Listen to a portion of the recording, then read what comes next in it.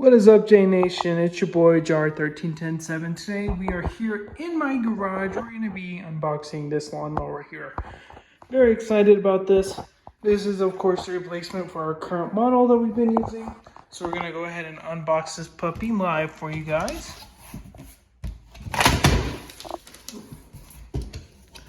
Okay, so we opened it up here. Obviously we have the charger here. Go ahead and set that over to the side. We have our bag here that we need to assemble. We'll set that down right there. Got some cardboard, no one needs that. Some attachments here.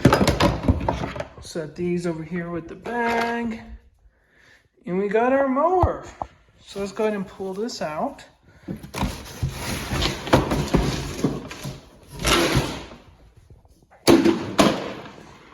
So here she is.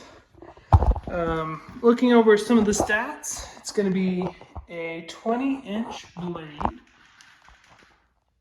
We got a 40-volt battery that's going to come with this here. We'll simply flip these up. And it folds up like this. We'll lock it back in place. Pretty neat. We got the adjusting height here.